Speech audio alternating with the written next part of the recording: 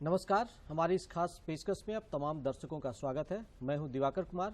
आज हम चर्चा करेंगे और समझने की कोशिश करेंगे हमारे एक्सपर्ट के जरिए कि जो आर्थिक रूप से पिछड़े लोगों को केंद्र सरकार की तरफ से आरक्षण देने का जो फैसला था, उस पर सुप्रीम कोर्ट ने जो मोहर लगाई है 3-2 के फैसले से, जो उनकी पीठ थी उन्होंने जो एक पक्ष में फैसला दिया है, उसके क्या कुछ मायने हैं और किस तरीके से जो आर्थिक रूप से पिछड़े हैं उनकी दशा और दिशा को बदलने में ये अहम रोल साबित होगा। इन तमाम बिंदुओं पर हम चर्चा करेंगे। हमारे साथ स्टूडियो में 2 खास मेहमान हैं। सबसे पहले उनका परिचय कराते हैं। बैजनाथ मिश्र जी हैं, पूर्व सूचना आयुक्त। सर, बहुत बहुत स्वागत है आपका दूरदर्शन के स्टूडियो में। धन्यवाद। और साथ ही साथ विनय कुमार हैं, हमारे साथ वरिष्ठ पत्रकार हैं। इनसे भी हम समझने की कोशिश करेंगे कि सुप्रीम कोर्ट का जो ये फैसला है वो किस तरीके से जो आर्थिक रूप से पिछड़े लोग हैं उनके लिए एक कह सकते हैं कि गेम चेंजर हो सकता है, और सुप्रीम कोर्ट का ये फैसला जो है ये ऐतिहासिक फैसला है। सबसे पहले बैजनाथ मिश्र जी से, सर किस तरीके से इसे आप ऐतिहासिक फैसला मानते हैं सुप्रीम कोर्ट का? देखिए, फैसला ऐतिहासिक इसलिए है जी कि सुप्रीम कोर्ट की ही एक बेंच, जी जो इससे लार्जर बेंच थी, जी, उसने एक फैसला दिया था कि 50% से ऊपर जो है आरक्षण नहीं दिया जा जी सकता है। सर, और उसी सुप्रीम कोर्ट की एक बेंच, जो 5 मेंबर बेंच है ये, जी उसने एक फैसला दिया है कि ये 10% जो आरक्षण सरकार ने दिया है जी वह बिल्कुल मुकम्मल तौर पर ठीक है और इसमें कोई संविधान की अवहेलना नहीं हो रही है, किसी धारा का उल्लंघन नहीं हो रहा है। यद्यपि ये 3-2 का फैसला है, इसको तो एक साथ एकमत फैसला नहीं है, लेकिन हमेशा जब बेंचेज होती हैं तो बनाई ही इसलिए जाती हैं कि 7 की होंगी, 11 की होंगी, 9 की होंगी, 5 की होंगी, कि उसमें जो ओपिनियन अलग अलग जब होगा तो कम से कम निर्णय लेने में सहूलियत होती है। जी। मूल बात इसमें यह है कि यह जो 10% आरक्षण दिया गया है वह उस 50% में कहीं न घटना है न बढ़ना है। जी। यह जो 50% जो आरक्षण पहले से चल रहा है जी। उसके अतिरिक्त, क्योंकि पहले जब आरक्षण का प्रावधान किया गया था तो उसके पीछे एक मंशा यह थी कि जो सामाजिक और शैक्षणिक रूप से जो लोग पिछड़े हैं जी। उनको समाज की मुख्यधारा में लाने के लिए या जो असमानता है उसको दुरुस्त करने के लिए, समान अवसर प्रदान करने के लिए, समानता के आगे लाने के लिए आरक्षण जरूरी है। जी। तो आप सब लोगों को मालूम ही है कि पहले जो है वो पिछड़ा आरक्षण नहीं था, जी, अलग अलग जगहों पर था। जी। लेकिन पूरे देश में पिछड़ों का आरक्षण नहीं था। जी। वह एक ऐसी परिस्थिति आई कि एक सरकार के जो मुखिया थे उन्होंने दूसरी भाषा में कहें तो नाक पर बैठी हुई मक्खी को हटाने के लिए तलवार चला दी। जी। क्योंकि आरक्षण जो है शुरू से राजनीति का खेल रहा है। जी। आरक्षण राजनीति का ही खेल रहा है। जी। क्योंकि बाबा साहब ने जब इस संविधान में इसको रखा तो वो तो 10 वर्ष के ही लिए था। हाँ। अब सब लोग जानते हैं। जी। लेकिन जब भी वो 10 वर्ष पूरा होता है जी, उसका एक्सटेंशन होता रहता है। तो उसका एक्सटेंशन होता रहता। आज तक वो कभी वो खत्म नहीं हुआ, न होगा जी, जब तक हमारी व्यवस्था है। जी। लेकिन उसमें जो गरीब लोग हैं जी। और वो न पिछड़े हैं, न दलित हैं, न आदिवासी हैं, जी, और वो मेधावी भी हैं। नंबर जितना वो ला रहे हैं उससे ज्यादा नंबर वो लोग ला रहे हैं। जी। तो ये 10% जो आरक्षण है जी। वह उन लोगों के बीच से आरक्षण है जो अनारक्षित वर्ग है। जी। और उसमें जो 10% जो है जो आर्थिक रूप से कमजोर है जी, उनके लिए 10% है। जी।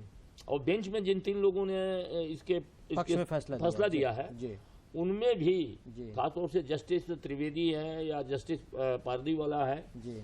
और एक जज साहब ने तो यहां तक कहा है कि कालांतर में धीरे धीरे आरक्षण को खत्म कर देना चाहिए। जी, कालांतर में। जी। और उन्होंने ये भी कहा कि और मुझे भी ऐसा लगता है कि आरक्षण का उद्देश्य केवल सरकारी नौकरियों में आरक्षण की बात है। जी। देश जो है निजीकरण की तरफ जा रहा है। जी। सरकारी नौकरियां घट रही हैं, उनका विस्तार तो हो नहीं रहा है। और निजी क्षेत्रों में आप आरक्षण देंगे और निजी क्षेत्र में उसको पूर्ण रूप से लागू करवा पाएंगे, ये एक बहुत टेढ़ी खीर है। जी। क्योंकि निजी क्षेत्र के जो लोग होंगे वो तो प्रतिभा, चाहे किसी जाति का हो, किसी धर्म का हो, किसी तरह का हो, वो तो प्रतिभा और टैलेंट, क्योंकि आजकल जमाना है कि परफॉर्म और पेरिश। जी। और जो एक्शन करेगा वो टिकेगा। परफॉर्मर ही टिकेगा। परफॉर्मर ही टिकेगा एकदम। तो बाकी लोग हट जाएंगे। लेकिन सरकारी विभागों में आरक्षण के लिए, सरकारी नौकरियों में आरक्षण के लिए, सरकारी में स्कूलों में, कॉलेजेज में, संस्थानों में आरक्षण के लिए यह व्यवस्था हुई जी। लेकिन वो 10% जो है, कम से कम उन लोगों को एक ढाढ़स, एक बताया गया, संतोष हो रहा है जी कि सरकार हमारे लिए भी कुछ सोच रही है। नहीं, तो जैसे सोचा उसने। इसमें एक प्रोविजन ये भी किया गया है सर कि जैसे स्कूल कॉलेजेज है वहां पर भी उनको, जी, क्योंकि आज के जी, डेट में एडुकेशन बहुत महंगा भी हो गया है। जी जी जी तो जी। ये एक पक्ष भी है कि भाई जो आर्थिक रूप से पिछड़े हैं, जो सक्षम नहीं है, फाइनेंशियली जो सक्षम नहीं है, वैसे लोगों को भी इस तरह की चीजों का फायदा मिलना चाहिए आरक्षण का। इस सोच के तहत इस तरह की चीजें की गई है। इसको मैं और थोड़ा स्पष्ट कर दूं जी कि जिस समय आरक्षण लागू किया गया था उस समय हमारे सामने यह था कि सामाजिक गैर बराबरी का मामला था, सामाजिक गैर बराबरी का मामला था। और आज का जो जमाना है वो आर्थिक गैर बराबरी का मामला है। रोज आप देखते होंगे कि हमारे देश में जो है वो आर्थिक असमानता जो है बढ़ती चली जा रही है, कोई बहुत ऊपर है, कोई बहुत नीचे। तो आर्थिक आधार जो है आरक्षण का, ये आज नहीं तो कल, कल नहीं तो आने वाले दिनों में ये धीरे धीरे बनेगा। अभी तो ये शुरुआत है, कितना समय लगेगा, हम लोग रहेंगे नहीं रहेंगे, लेकिन युग बदल रहा है, परिस्थितियां बदल रही हैं और इन परिस्थितियों के बदलाव का ही ये दबाव था कि वर्तमान सरकार ने 10% आरक्षण जो है आर्थिक रूप से कमजोर जो सवर्ण है जी उनको देने का फैसला किया। हाँ। इसके खिलाफ कम से कम मुझे जहां तक याद है कि 3-4 दर्जन याचिकाएं पड़ी थी और देश भर में पड़ी थी। सुप्रीम कोर्ट ने सबको बुलाया, एक जगह रखा और सुनवाई शुरू हुई और फैसला आ गया। और मुझे लगता है इस फैसले के खिलाफ जितनी चिल्लपों मचने की जो आशंका व्यक्त की जा रही थी, सारी आशंकाएं धूल धूसरित हो गई हैं, धूमिल हो गई हैं और इसका स्वागत किया जाना चाहिए, क्योंकि ये आपका हिस्सा काट करके जो 50% है उसको काट करके किसी को नहीं दिया जा रहा है। जो अनारक्षित 50% था उसमें से 10% उन लोगों को दिया जाएगा जो मेधावी भी हैं और कमजोर भी हैं, आर्थिक रूप से उनकी स्थिति बहुत खराब है। और यथार्थ ये भी है कि आप किसी गांव में, किसी पंचायत में, किसी मोहल्ले में आप जाएं तो सवर्णों की एक अच्छी खासी संख्या ऐसी है जिनकी माली हालत, आर्थिक स्थिति जो है वो पिछड़ों से, ट्राइबल से, दलितों से भी खराब। इस यथार्थ को स्वीकार करना होगा देश को। इस यथार्थ को स्वीकार करना होगा। विनय जी, क्या लगता है कि जो केंद्र सरकार की सोच रही है, प्रधानमंत्री मोदी जी जब 103वां जो ये संविधान संशोधन था जब इसको लेकर आए, तो उसके बाद इसको किस तरीके से देखा जाना चाहिए और क्या लगता है कि ये केंद्र सरकार का एक बड़ा फैसला था जिसके जरिए इन्होंने इन तरह की चीजों को इम्प्लीमेंट किया कि आर्थिक रूप से जो पिछड़े हैं उन्हें आरक्षण का फायदा मिलना चाहिए? देखिए, समाज में समरसता पैदा करने के लिए ये काम किया गया। अब आप देखिए कि जो आरक्षण मिला पहले अनुसूचित जाति, अनुसूचित जनजाति को, तो इनको देने का काम क्या किसने किया? सवर्ण लोगों ने किया। उस समय सवर्णों का बहुमत था। फिर मंडल कमीशन जिसमें लागू हुआ उसको उस आरक्षण को देने का काम कौन किया? बीपी सिंह ने किया, जो भी सवर्ण थे।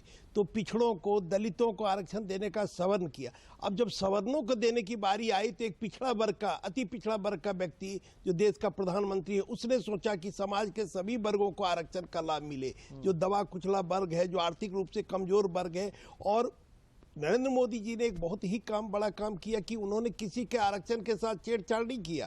अनुसूचित जाति को जो मिला वो मिलना चाहिए, अनुसूचित जनजाति को जो मिलना चाहिए वो मिल रहा है, पिछड़ा वर्ग को जो मिलना, जो 50% का कट ऑफ है उसको कहीं उन्होंने छेड़छाड़ नहीं किया। और जैसा कि बैजनाथ जी ने कहा कि जो 50% अनारक्षित है उसमें से गरीब तबके के जो लोग हैं, सवर्ण लोग हैं, उनको देने का काम। क्योंकि जो गरीब लोग हैं वो अपने बच्चे को उस स्तर से पढ़ाई लिखाई नहीं करा पाते हैं पैसे की कमी के कारण। जो उच्च वर्ग के बड़े बड़े लोग बड़े बड़े स्कूलों में पढ़ाने का काम करते हैं, तो वैसे जो डिप्राइव्ड क्लास कह सकते हैं। और बेला त्रिवेदी ने अपने जजमेंट में भी कहा है कि जो आर्थिक रूप से पिछड़ा है तो उसको एक अलग वर्ग माना जाए और एक वर्ग के रूप में उसको चिन्हित करके उनको आरक्षण का लाभ मिले। तो लोहिया जी भी कहते थे कि वो सबसे अच्छा दिन होगा जब पिछड़े का काम कोई अगड़ा करे, अगड़े का काम कोई पिछड़ा करे। तो आज इस देश में इस तरह का वातावरण बना, जब आप एक बार आरक्षण का चला था प्रचलन, तो लोग आरक्षण का विरोध कर रहे थे। लेकिन अब कोई जाति धर्म का लोग आरक्षण का विरोध नहीं करेंगे, क्योंकि सबको उसका लाभ मिल रहा है, चाहे ऊंची जाति के लोग हों, चाहे पिछड़ी जाति के लोग हों, चाहे वो दलित हों या आदिवासी हों, सभी वर्गों के लोगों को मिल रहा है। तो एक सामाजिक समरसता बनाने का काम नरेंद्र मोदी ने किया है, और ये एक ऐतिहासिक काम है। और ये कोई सरकारी आदेश से आरक्षण नहीं मिला, ये संविधान का 103वां संशोधन है, और उस संशोधन में ये व्यवस्था है कि अनुसूचित जाति, अनुसूचित जनजाति और पिछड़ा वर्ग को छोड़कर जो समाज के आर्थिक रूप से कमजोर वर्ग हैं उनको आरक्षण देने का प्रावधान किया गया। तो संविधान संशोधन करके ये आरक्षण मिला है, और ये नरेंद्र मोदी का ऐतिहासिक कदम है।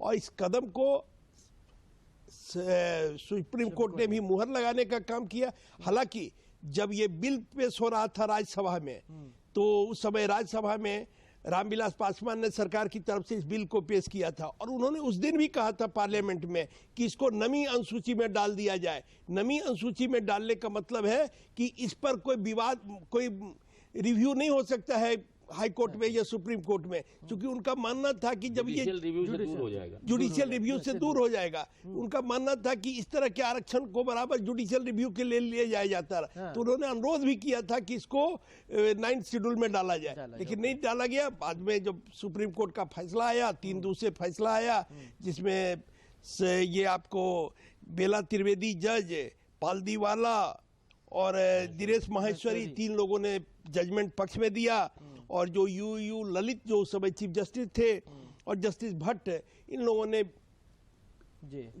नोट ऑफ डिसेंट इनका उनके खिलाफ जजमेंट है, क्योंकि इन लोगों का मानना था कि ये 50% की सीमा का उल्लंघन है। लेकिन जो इंदिरा साहनी वाला केस था, उस केस में 9 बेंच जजेज, 9 लोगों का बेंच था, तो उस बेंच में भी ये कहा गया था कि 50% का सीमा रहेगा, लेकिन विशेष परिस्थिति में, जैसे नॉर्थ ईस्ट का मामला हो या कोई एक्स्ट्रा ऑर्डिनरी सिचुएशन हो, तो ये ज्यादा हो सकता है।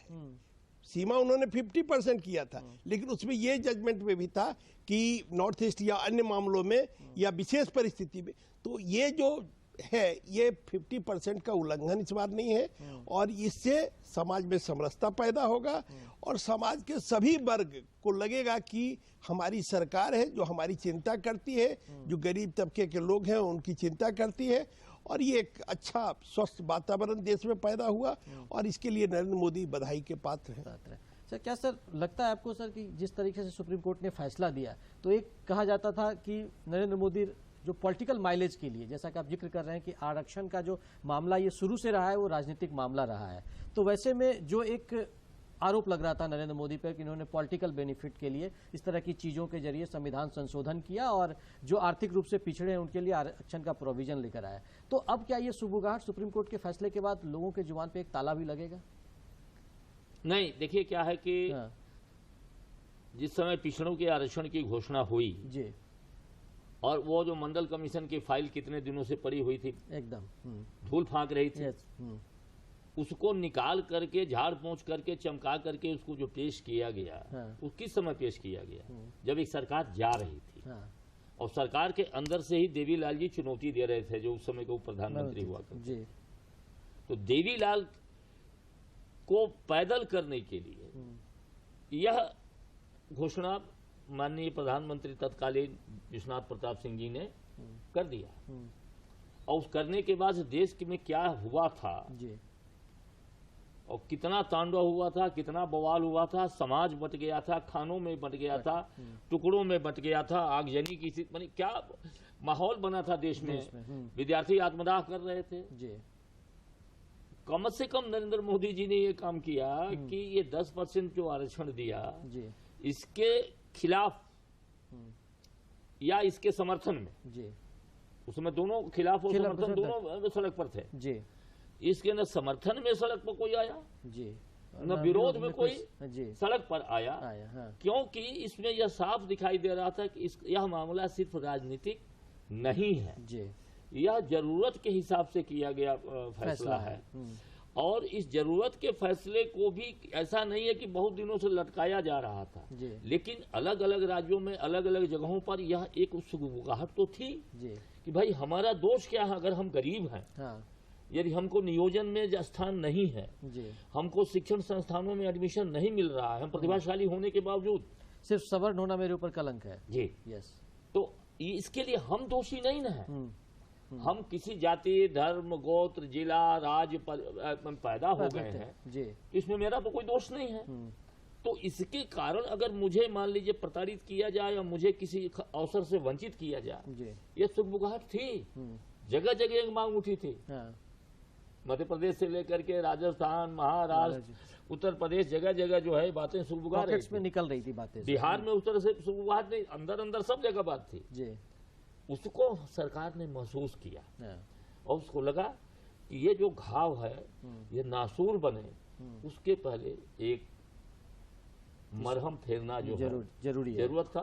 और इसको तो कोर्ट में ले जाने की जरूरत ही नहीं थी, लेकिन फिर भी लोकतंत्र है, जी, असहमति लोकतंत्र की बुनियादी शर्त है, जी। तो असहमति व्यक्त यही करने खूबसूरती भी है मुझे कि खूबसूरती एकदम लोकतंत्र की यही खूबसूरती भी है। तो उसको ले गए, कोर्ट ने फैसला किया, हाँ। सारे लोग स्वागत कर रहे हैं, हाँ, सब लोग मान रहे हैं इसको। अब इसके ऊपर तो कहीं जाना नहीं है। जी, तो एक अच्छा काम हुआ है, कम से कम एक तसल्ली हुई कि सरकार जो है वो हमारी भी सुध ले रही है। ये सरकार ऐसी भी है जी, जो हमारी सुध ले रही है। ये काम पहले भी हो जाता जी, तो मोदी जी को कुछ दूसरा काम करना पड़ता, हाँ, लेकिन कुछ काम आप छोड़ दिए हैं उनके लिए, ये तो हाँ, छूट गया, उसको पूरा करेंगे वो। हाँ, करेंगे, कर रहे हैं, कितना करेंगे, हाँ, लेकिन वो मेन बात यह है कि वो पार्लियामेंट ने पास किया और सुप्रीम कोर्ट ने भी उस पर मुहर लगाई।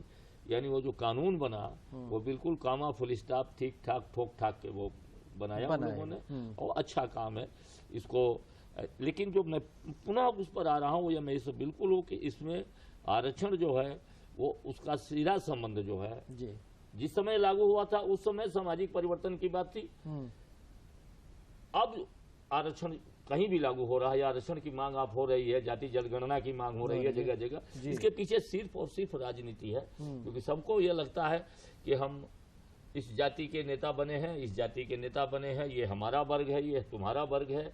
तो समाज को खाने में बांट करके, टुकड़ों में बांट करके जो बाड़ेबंदियां हो रही हैं समाज के अंदर, तो उससे अलग वो आरक्षण को तो खत्म करने की स्थिति अभी नहीं आई है, कोई करेगा भी नहीं। जो करेगा उधर हाथ रखेगा वो जल जाएगा। दरअसल उसकी समीक्षा की बात हो रही है, और एक बार पहले भी इस तरह की मांग उठी थी कि जो तबका आरक्षण का लाभ ले लिया। अभी भी देखिएगा, अगर पिछड़े वर्ग का आरक्षण की चर्चा अगर आप करेंगे, कई ऐसी जातियां, भी एक नया अध्ययन आया है कि 1000 से अधिक जातियां हैं जिनको उसका लाभ नहीं मिला। कुछ मुख्य जातियां जो पिछड़े वर्ग की, उन्होंने फायदा ले लिया। तो वैसे उसमें हुआ दरअसल ये है, मैं तो बिल्कुल क्लियर आपको बता दूं, उत्तर प्रदेश, बिहार, मतलब खासतौर से जहां हम इसकी चर्चा कर रहे हैं जी, या झारखंड, तो इसमें पिछड़ों की जो प्रभावशाली जातियां, यादव है जी, कुर्मी है जी, कोयरी है, तो इन लोगों ने जो आरक्षण है उसका भरपूर लाभ इन लोगों ने लिया। जी, जो अखिल भारतीय सेवा के पदाधिकारी हैं उनके बच्चों को भी आरक्षण मिल रहा है। जी, जो बड़े बड़े पदों पर विराजमान हैं, जो मंत्री हैं, जो सांसद हैं, जो विधायक हैं, उनके बच्चों को भी आरक्षण। तो वो कोई भी को गिव अप नहीं कर रहा, कोई छोड़ नहीं रहा कि नहीं भाई हमारी सामाजिक विषमता की स्थिति नहीं है। अब एक क्रीमी लेयर बन गया कि 8 लाख रुपया अगर आपकी सालाना आय है उससे कम है तो आपको ये मिलेगा आरक्षण का लाभ। इसमें भी है, ये जो पास हुआ है कानून, इसमें भी 8 लाख की सीमा है। मतलब लगता है ये कि तो अब आर्थिक आधार पर, ये तो आर्थिक आधार पर दिया ही गया 8 लाख की सीमा में। नहीं, इन लोगों के लिए भी है कि इन लोगों के लिए जो पिछड़ों का जो आरक्षण, नहीं, मतलब लगता है कि ये समय अब उस तरीके से भी आ गया है समय ये कि जैसे लोगों ने जो सक्षम हो गए तो गैस पे सब्सिडी छोड़ दिया लोगों ने, वैसे लगता है कि आरक्षण को भी लोगों को अब इस तरीके से आगे आके ये छोड़ने को कोई तैयार नहीं है। Yes. ये समीक्षा होनी चाहिए, इस तरह की समीक्षा होनी चाहिए। ये नहीं छोड़ रहा है, जी। सीधी सी बात है कि सरकारी नौकरी जो है जी, वह जिसको कहा जाए कि माल महाराज का और मिर्जा खेलने हो रही, प्राइवेट सेक्टर में ज्यादा अगर पैसा मिल रहा है जी, भाई आप तो जानते हैं IIT छोड़ करके, MBBS छोड़ करके, इंजीनियरिंग छोड़ करके लोग IAS IPS बन रहे हैं। जी, सब्सिडी पर पढ़ाई होती है, मेडिकल में, इंजीनियरिंग में सब्सिडी पर पढ़ते हैं, और उसके बाद से वहां हो जाने के बाद आप किसी का कोटा भी मार जाते हैं, जी, IAS IPS बन जाते हैं। क्यों भाई, वहां पैसा कम है क्या? नहीं, मजा यहाँ ज्यादा है। तो सरकारी नौकरी का मजा ज्यादा है, और हमेशा तो इस तरह की सरकार रहेगी नहीं दिल्ली में। तो वो चीजें बदलती रहेगी। विनय जी, एक चीज जो कह रहे थे बैजनाथ जी कि सिंपल तौर पर कि जो मोदी जी के लिए कुछ फैसले ऐसे रह गए जो मोदी जी, और शायद मोदी जी का ये हम कह सकते हैं स्टेमिना भी है और एक बड़ा निर्णय लेने की उनमें कैपेसिटी भी है, शायद इसी वजह से इस तरह की चीजें भी लागू हो पाई है। निश्चित रूप से देखिए, उस दिन अगर आप लोकसभा में या राज्यसभा में जो 103वां संशोधन जी। विधेयक पारित हो रहा था, तो तमाम लोगों का, हुकुमदेव यादव कह रहे थे जो बहुत सीनियर लीडर हैं कि वही पुरानी बात को उठा रहे थे कि लोहिया जी कहते थे कि जैसे अगर अनुसूचित जाति जनजाति को देना है तो सवर्ण दे रहा है, पिछड़ी जाति को देना है सवर्ण, अब सवर्णों को देने का बारी आ रहा है तो अब पिछड़ी जाति का लोग दे, तो इससे सामाजिक समरसता समाज में बनता है। और अगर आपको याद होगा, और अगर आप देखिएगा सबसे बड़ी बात, मायावती की पार्टी ने इसका समर्थन किया, मुलायम सिंह की पार्टी ने इसका समर्थन किया, और द्रमुक वगैरह छोड़ दीजिए एक दो पार्टियां, तो पूरे देश में इसे का समर्थन मिला। द्रमुक स्टालिन की पार्टी ने इसका विरोध किया और एक आध दो पार्टियां आरजेडी वगैरह विरोध किया, लेकिन बाकी तमाम दलों ने इसका समर्थन किया, देशव्यापी इसको समर्थन मिला। तो ये एक लोकतंत्र है, तो विरोध तो होगा ही, थोड़ा बहुत तो विरोध की कोई भी चीज में लोकतंत्र की खासियत भी है, खूबसूरती भी है कि लोकतंत्र में लोग विरोध करते हैं, लेकिन मेजोरिटी देखा जाता है तो 98% 90% से ऊपर मेजोरिटी इसके पक्ष में था। तो ये बहुत ही क्रांतिकारी कदम है। और खास करके जैसी चर्चा होती है कि आप गांव में जाइएगा, देहात में जाइएगा, तो ऊंची जाति के जो गरीब लोग हैं उनकी कितनी खराब स्थिति है, वो अभी सुविधा नहीं उपलब्ध है उनको। उनका बेटा इंग्लिश स्कूल में नहीं पढ़ सकता है, गरीबी में पढ़ता है, गरीबी में निकलता है, तो उनको अगर आप 10% दे रहे हैं तो उसको भी आप अपलिफ्ट कर रहे हैं और उनको भी अपने समाज में बराबरी का अवसर दे रहे हैं। ऊंची जाति में जो बड़े लोग हैं, जो पैसे वाले लोग हैं, उसके साथ बैठने उठने का हौसला दे रहे हैं। अगर उनका बेटा डॉक्टर बनता है, बीडीओ बनता है, सीओ बनता है, आईएएस बनता है, आईपीएस बनता है, तो उनको भी बराबरी का हक मिलेगा। तो जो बराबरी और समानता का सिद्धांत है संविधान में, वो भी इसमें दिखाई पड़ेगा, परिलक्षित होगा। तो ये बहुत ही क्रांतिकारी कदम है और इसका लाभ इसीलिए कहे ना, तमाम समाज के तमाम वर्गों ने इसका स्वागत किया है। ठीक है, ओपिनियन तो अलग अलग हो सकता है, जजेज का भी ओपिनियन अलग अलग हुआ, लेकिन संविधान या जजेज का नियम है कि जो बहुमत का फैसला होता है वही अंतिम फैसला होता है। तो 3 जजों ने ये फैसला पक्ष में दिया तो ही फैसला लागू होगा। और अब 103वां संविधान संशोधन, जिसका लाभ भी कई लोग ले रहे हैं, उठा चुके हैं पहले से, अब उठाते रहेंगे, और ये जो मामला था इस सदैव के लिए समाप्त हो गया और ये बहुत अच्छा हुआ मुझे लगता है। ये बहुत ही अच्छा और ऐतिहासिक फैसला है, जैसा हमारे एक्सपर्ट बता रहे हैं। फाइनल कमेंट सर, किस तरीके से आपको लगता है कि इससे निश्चित तौर पर आने वाले दिनों में जो ईडब्ल्यूएस की स्थिति थी उसमें बदलाव होगा अब? हाँ, देखिए क्या है कि कांशीराम बोलते थे कि अगर हमारी सत्ता आई जी तो हम अपना आरक्षण खत्म करके जो है वो सवर्णों को आरक्षण देते जी, हाँ, क्योंकि उनकी स्थिति भी बहुत दयनीय है। परंतु ये सब कहने की बात थी, सुनने की बात थी।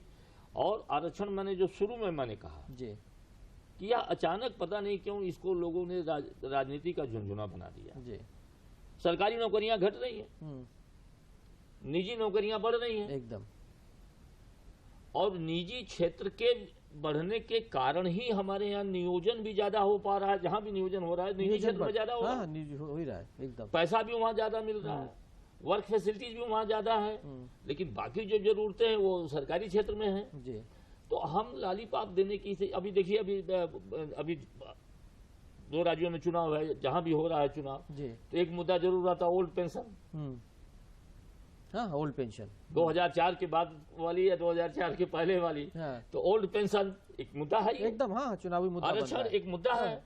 इस मुद्दे पर मोदी जी ने बड़े करीने से विराम लगा दिया है एकदम, कि भाई आपको तो हम दे रहे हैं, आपका तो कुछ नहीं ले रहे हैं जी, जो दूसरे लोग हैं उनमें से हम दे रहे हैं, और जो जरूरतमंद है, जिनको रियल में उनको जरूरत है, अब उनको एतराज नहीं है। हाँ। जहाँ से जिनके हिसाब से हम काट करके दे रहे हैं उनको कोई एतराज नहीं है, तो बराए मेहरबानी आप लोग। सबसे बड़ी बात ये खूबसूरती इसमें यह है कि पिछड़ों का जो कोटा था 27%, उसमें नहीं काटा गया।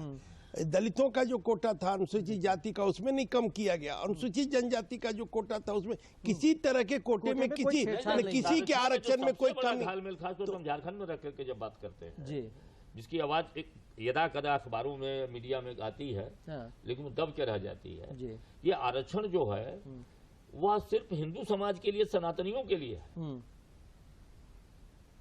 लेकिन जिन लोगों ने धर्म परिवर्तन कर करके दूसरे धर्म पर चले गए हैं उनको आरक्षण नहीं मिलना चाहिए, संविधान का निषेध है। कोई सरकार निर्णय नहीं ले रही है इसके ऊपर, इसका बहुत नुकसान हो रहा है। अब मान लीजिए कि उनके पास पढ़ने, एक ट्राइबल की बात मैं कर रहा हूँ, एक ट्राइबल जो गांव में रहता है, जो सरना धर्मावलंबी है, जो भी अपना खेती बाड़ी किसानी फल मूल करता रहता है, और उसके बगल के घर का लड़का जो है वो कन्वर्ट होकर के वो दूसरे धर्म में चला गया है, वहाँ उसको स्कूल है, कॉलेज है, सारी फैसिलिटीज उसको है और उसको आरक्षण का लाभ मिल रहा है। तो जिसके लिए ये आरक्षण आया उसको तो सही अर्थों में नहीं मिल रहा है, वो तो पिछड़ रहा है ना। तो ये समग्र पर अभी तो बहुत सारे विचार होंगे, मुझे नहीं लगता है जिसको अभी समग्र पे पूर्ण विचार होगा। सबसे बड़ी बात क्या है कि ये जो आज जजमेंट आया है इसमें कई ऐसे पहलू हैं जिस पर आगे भी भविष्य में चर्चा होती रहेगी, चर्चा होगी। समीक्षा की जो बात आई है या ये जो प्राइवेट सेक्टर में भी आरक्षण की बात उठी है, तो ये सब पर चर्चा आगे होती रहेगी और ये चर्चा लंबी चलेगी। लेकिन फिलहाल इस मामले में कम से कम 103वां संविधान संशोधन को न्याय संगत माना गया है सुप्रीम कोर्ट से और इसका लाभ लोगों को मिलेगा और इसके लिए मोदी जी बधाई के पात्र हैं। तो इसके लिए मोदी जी बधाई के पात्र हैं। और जिस तरीके से EWS आरक्षण के प्रोविजन को, जो 103वां संविधान संशोधन था, उसके जरिए प्रधानमंत्री नरेंद्र मोदी ने इसको पेश किया और उसके बाद लगातार इस पर यह हो रहा था कि बहुत सारे लोगों ने सवाल उठाए और उसके बाद वो सुप्रीम कोर्ट तक पहुंचे, जहां सुप्रीम कोर्ट में इस मामले पर सुनवाई हुई और उसके बाद जो 5 सदस्यीय पीठ थी उन्होंने इसके पक्ष में फैसला दिया। और जो प्रधानमंत्री नरेंद्र मोदी का फैसला था, EWS को आरक्षण देने का जो फैसला था, उस पर उसने मुहर लगाई है। तो निश्चित तौर पर, और उसका एक तरीके से हम कह सकते हैं कि पूरे देश में जो तमाम राजनीतिक पार्टियां हैं और तमाम जो दूसरे हम कह सकते हैं जागरूक लोग हैं, जो हम कह सकते हैं कि जो इस मामलों के जानकार हैं, चाहे वो संसदीय मामलों के जानकार हैं, तमाम लोग इसका स्वागत कर रहे हैं। और हमारे साथ स्टूडियो में जो 2 मेहमान थे, उन्होंने भी कहा कि किस तरीके से प्रधानमंत्री नरेंद्र मोदी का जो ये संशोधन, जो एक तरीके से उन्होंने जो लोकसभा और राज्यसभा में जो वो लेकर आए थे, उस पर जब सुप्रीम कोर्ट ने मोहर लगाई है, तो एक तरीके से वो कह सकते हैं कि लार्जर इंटरेस्ट में चीजों को अब लोगों के लिए ये सर्वमान्य हो गई है। और इन दोनों ने भी उसका स्वागत किया कि किस तरीके से एक बड़े दिल वाला नेता इस तरह का फैसला लेता है, जिसके जरिए और भी बहुत सारे फैसले लिए गए। उसी तरह का EWS को आरक्षण देने का भी एक फैसला है। तो दूरदर्शन की टीम को दीजिए इजाजत, और साथ साथ हमारे स्टूडियो में जो दोनों मेहमान थे, उन्होंने बहुत विस्तार से आपको इन तमाम पहलुओं पर जानकारी दी। धन्यवाद सर, आप दोनों ने वक्त निकाला हमारे लिए। धन्यवाद। नमस्कार।